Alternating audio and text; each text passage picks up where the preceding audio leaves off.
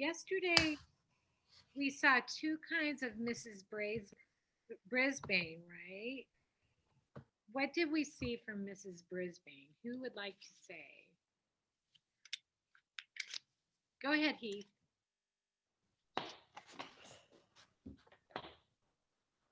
That she was understanding with one of the classmates. She was understanding. Yeah. Okay. Okay. There are two Mrs. Brisbanes. Yep. Who are they? Why are there two, Heath?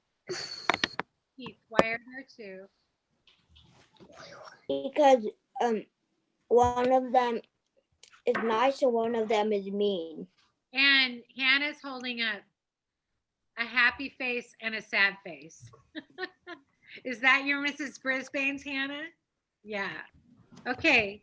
So let's learn more about and what is Humphrey really afraid of? What's he afraid of right now? Go ahead, Heath. Dark. He's going to be alone in the whole entire school, and not even the night janitor is going to be there. Yeah, because he's afraid that Mrs. Brisbane's going to leave him alone for the whole weekend in the school. So let's do the next chapter. This is called The Most Important Man in the World. You guys ready? Let me see you settled in. Finn, Jack. Okay, it looks like you're ready. The Most Important Man in the World, Chapter 4. Luckily, Friday went by smoothly.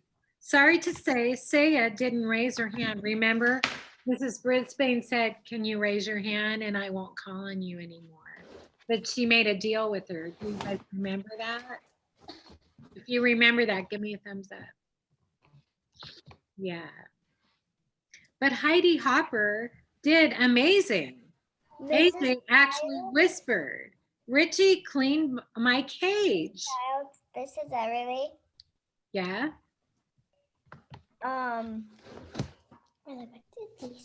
Yes, Everly. What was the chapter that we read a couple of days ago? It was the two Mrs. Brisbanes. And before that, it was Nightlife. The Nightlife should be really called The Dark Life. Yeah. Okay, let me keep going. Luckily, Friday went by smoothly. Okay. Sorry to say, Saya didn't raise her hand, but Heidi Hopper did. Amazing. AJ actually whispered, Richie cleaned my cage. I tried to imagine him with a big black mustache like his uncle Aldo. Remember, Aldo said, hey, my nephew's in your class. And Richie was really shy. Later, when Mrs. Brisbane asked him to name the capital of Kentucky, Richie said, hot dog. Do you think that's the capital of Kentucky? I don't think so. Everyone giggled, of course, especially Stop Giggling Gail, otherwise known as Gail Morgenstern. Repeat that, please, Richie, said the teacher. Richie realized he'd made a mistake, so he tried again. Frankfurter, he said. More giggles, explosive giggles. Try again, Richie, said Mrs. Brisbane, who was on the verge of smiling herself. Frankfurt, he said proudly. That was correct, by the way. So, you see, it wasn't exactly a bad day in room 26. It's just that I was jittery, wondering what would happen to me when the bell rang. Would I be left alone, hungry, utterly forsaken for 2 whole days? Or would I be a captive in the haunted house of Mrs. Brisbane? Okay, I'm seeing a lot of movement. So you guys need to be, like Caroline's really still and so is Everly. But if you're moving around, you need to just settle in. Can you do that? Okay, good. All right. So he is so scared of being left alone. At last the bell rang and the students flew out out of the door to like a flock of homing pigeons in a movie that Miss Mac showed us. Just then the room mother stopped by. Ooh, a room mother. One was Heidi Hopper's mom, and the other one was Art Patel's. That's pay attention, Art. They came to talk to Mrs. Brisbane about Halloween, which was less than 2 weeks away. I didn't know what Halloween was, but it sure sounded scary, especially when they talked about bringing bats and witches and even worse, cats right into the classroom. Shiver, quiver, shake. What could they be thinking? I was about ready to fling open the door of my cage and escape when the door opened and in walked the principal, Mr. Morales. Mr. Morales is the most important person at Longfellow School. He runs the place and everyone respects him, you can tell. For one thing, Mr. Morales always wears a tie. No one else in the whole school wears a tie except for Mr. Morales. Charlie, come sit down. Sit down. Thank you. Now listen. Okay. For another thing, when Mr. Morales comes into the room, everyone stops what they're doing and waits to see what he has to say. And for a third thing, both Miss Mac, thanks Charlie, both Miss Mac and Mrs. Brisbane sometimes threaten to send a misbehaving child to Mr. Morales's office. Do you want to go to the principal's office? Who wants to go to the principal's office? As soon as the teacher mentioned the principal's name, the student would start acting very nice. Good afternoon, ladies, said Mr. Morales. He was wearing a light blue shirt and a tie that had tiny books all over it. Everyone said, hello. Well, how's your first week back, Sue, he asked.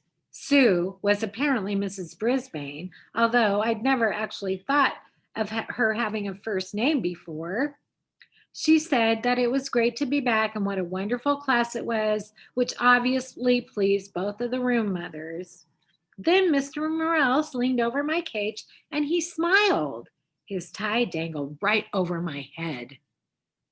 I'll bet you're enjoying this furry little pupil, he said with a grin.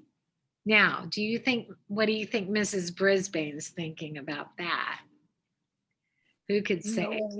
No. No way. She's like, oh man. She likes the hamster and she's feeling mad. I expected Mrs. Brisbane to tell what a troublemaking rodent I was, but instead she forced a smile. Who could do a fake smile? Do a fake smile for me. Can you do a fake smile? Ugh. So she forced a fake smile and she said, well, yes, but he's quite a bit of extra work. Mr. Morales waved a finger at me. He didn't seem to hear what Mrs. Brisbane said. I was one of these little fellows, he said, but my papa wouldn't let me have one. He sure is cute. Mrs. Brisbane cleared her throat. Yes, but I'm afraid he's a little distracting. I was going to see if Mr. Kim in room 12 wants him. I was shocked. Luckily, so were the room mothers. Oh, no, you can't do that. The children just love Humphrey, said Mrs. Patel. Heidi talks about him all the time, and it's a wonderful way to teach kids responsibility, said Mrs. Hopper. Yes, but it's a little too much responsibility for me, Mrs. Brisbane sighed. At least I have a couple of days away from him on the weekends. Uh-oh. What do you think they're going to say? Who could say? Who wants to unmute themselves? They might say, why did you say that? I know. Let's see if Riley's right. Who thinks Riley's right? Give me a thumbs up if you think Riley was right. Okay, here's what they say. You're not taking him home with you? Asked Mrs. Patel. Mrs. Brisbane backed away from the cage. Oh no, it's out of the question. But Miss Mac always took him home, said Mrs. Hopper. He'll be fine. He has plenty of food, Mrs. Brisbane announced very, very firmly. The room mothers were silent for a second. Mr. Morales was still wiggling his finger at me. Then Mrs. Hopper spoke up. Why don't the kids take turns bringing Humphrey home for the weekend? They can sign up. We'll talk to the parents and give them instructions. It will be a great experience. Who thinks that's a good solution? Do you guys think it is? Thumbs up? I do. That means if I had a hamster, he'd go home with you guys every weekend. Don't get any ideas though. Let's see. Some people might not want him, said Mrs. Brisbane. Squeak for yourself, Mrs. Brisbane. That's fine, said Mrs. Hopper. There'll be plenty who will. I think it's great, Mrs. Patel said. I'd take him today, but we're going to the lake for the weekend. Oh, I'd take him too, said Mrs. Hopper, but we're painting the house and the place is a mess. Next week for sure. I can do it next week, Mrs. Patel agreed. Mrs. Brisbane smiled a fake smile. There's that fake smile again. So who's going to take him this weekend? The room mothers looked at one another. I could make a few quick calls. Maybe the Rinaldis, Mrs. Patel suggested. Call, I squeaked. Suddenly, Mr. Morales stood up straight. I have a better idea. I'll take Humphrey home for the weekend. My kids will love him. Then, starting next week, you can have the students take turns. So he's going to go home with the principal. Whoa. That's cool. The three women were almost as surprised as I was. Don't worry, he'll be in good hands, Mr. Morales assured them.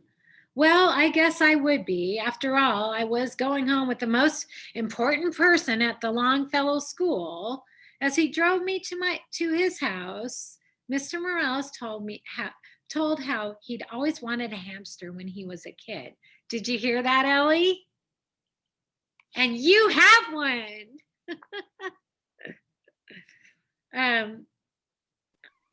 But his dad always said that they didn't need another mouth to feed. I argued with him, Humphrey. I said, Papa, I will feed him off my own plate. Then Papa said we'd have to buy a cage and stuff to put it in. I guess he was right. Humphrey. We couldn't afford it. He smiled a big smile, but not anymore. Now I'm principal of my own school. I told you he was important. His house was nice, but I didn't get to see too much of it because as soon as we came in the door, two little whirlwinds tumbled into the room, shrieking and squealing.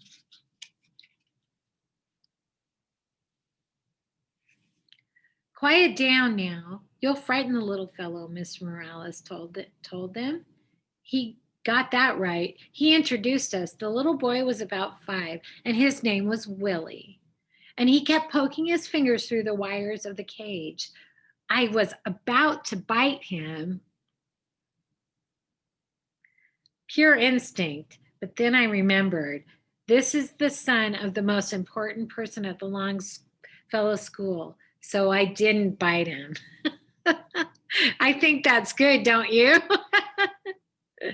The little girl was about 7, Brenda. She kept sticking her face up against the cage and squealing. I tried squeaking back at her, but I don't think she could hear me. Mr. Morales told them to quiet down. He explained that I was a guest for the weekend and that they had to treat me with respect. They didn't listen.